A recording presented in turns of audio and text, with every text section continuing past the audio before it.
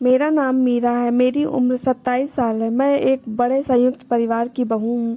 घर में 10 सदस्य हैं, सास ससुर जेठ जेठानी, उनके 2 बच्चे और हम दोनों। मैं सुबह से शाम तक ऑफिस में काम करती हूँ और घर लौटते ही बिना सुस्ताए रसोई में जुट जाती हूँ। खाना खाने के बाद बर्तनों का पहाड़ मेरा इंतजार कर रहा होता है। मैंने कई बार अपने पति आर्यन से अपनी थकान का जिक्र किया, पर वह बस इतना कहते, थोड़ा सह लो मीरा। बड़े परिवार में ऐसा ही होता है। मैंने अपनी तनख्वाह से पाई पाई जोड़ी और 1 साल बाद एक डिशवाशर खरीदने का फैसला किया, ताकि कम से कम मेरी पीठ को थोड़ा आराम मिले। जिस दिन मैं खुशी खुशी वह मशीन घर लाई, अभी उसे लगाने की जगह भी नहीं सोची थी कि मेरी सास चिल्लाने लगी।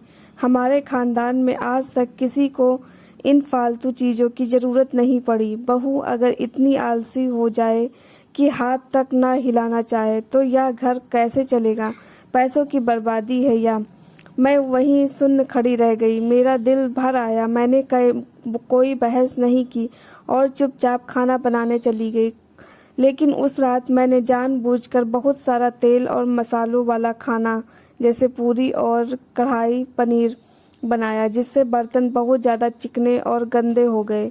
खाने के बाद हमेशा की तरह सब हाथ झाड़कर उठ गए। मैंने एक फीकी मुस्कान दी और अपना सिर पकड़कर बैठ गई। आज बहुत चक्कर आ रहे हैं, शायद कमजोरी है, सास ने ठंडी आवाज में कहा। तबीयत खराब है तो जाकर सो जा, बर्तन कल सुबह धो लेना। मैंने वैसा ही किया और बर्तनों का ढेर सिंक में ही छोड़ दिया। रात के करीब 11 बजे मुझे रसोई से कुछ आवाज़ें सुनाई दी। मैंने दरवाजे की झिर्री से झांका तो देखा कि आर्यन खुद खड़ा होकर उन चिकने बर्तनों को रगड़ रहा था।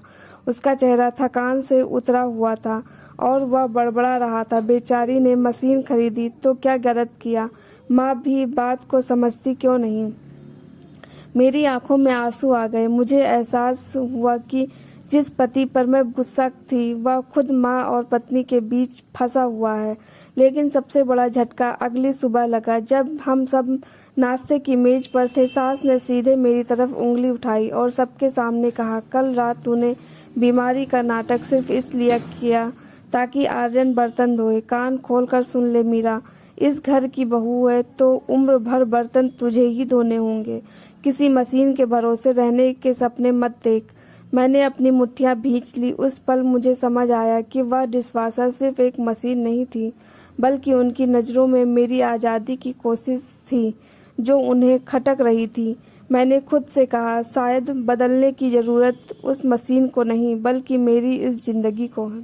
दोस्तों, आपको ये कहानी कैसी लगी कमेंट करके ज़रूर बताना। हमारे चैनल पर नए हैं तो चैनल को सब्सक्राइब करना। धन्यवाद।